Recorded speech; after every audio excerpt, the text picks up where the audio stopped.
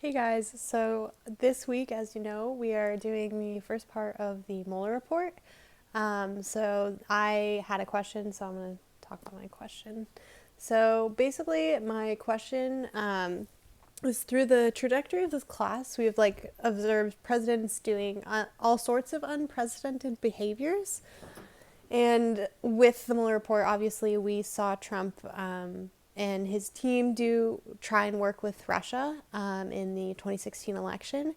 So my question was, could the founding fathers have ever expected this? Maybe not necessarily this example, obviously, but a presidential candidate pursuing a political relationship with a foreign power in order to achieve the presidency. So through this investigation, Trump's lawyer, Rudy Giuliani, believed that Trump could face a political threat from impeachment, but no true legal peril. So for them, the political downtrot is less threatening than a legal downtrot, which I thought was interesting.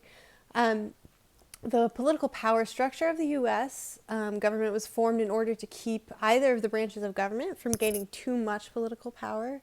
The president, being the figurehead of the country, was able to freely intimidate witnesses and threatening to fire individuals, and sometimes actually firing individuals if they complied with a special counsel investigation. So when the founding fathers were creating the presidency, was this an outcome they prepared for or could have prepared for?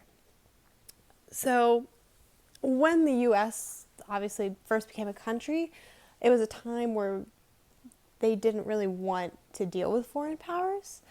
But George Washington did see the importance of maintaining a relationship with foreign power. When he signed the Neutrality Proclamation, he pushed the presidency into uncharted foreign relations waters. Hamilton saw the foreign power of the president to be a natural right of the presidency. It seemed that the founding fathers could comprehend the importance of foreign relations, maybe not at that point, but in the future.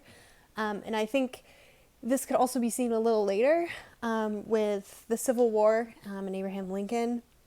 The South was trying to get help from foreign nations by having them supply them with guns and such. Lincoln obviously knew that this could put a big hindrance on the Union, so he put sanctions on these countries once he found out what they were trying to do. So this is kind of something similar to what President Obama did. After Trump was elected president, on December 29th of that year, President Barack Obama imposed new sanctions to punish the Kremlin from targeting the race. So as the presidency has evolved, it has become increasingly evident the amount of a foreign power government can wield and how it can affect a country. So the Mueller report is a crucial document in the aspect of the Trump presidency because Trump isn't obviously the first president to try and seek a lot of help from foreign powers, but he was fully aware of the advantage having a foreign power on his side could be for a presidential election, especially in this day and age where the media and social media plays such a crucial part in portraying presidential candidates, especially too because there's such a partisan divide that has kind of come about in this last modern presidency era. So yeah, we created the checks and balances system in the U.S. to kind of try and minimize one branch of government from gaining too much power. But what's interesting about Trump is he seems to try and find ways around that. And the Mueller report showed the public some of the lengths the president would do to try to gain political power and try to win the presidency, which he ultimately did. And he continues to use Twitter to condemn witnesses as well as praise those that are on his side, which I think is really interesting.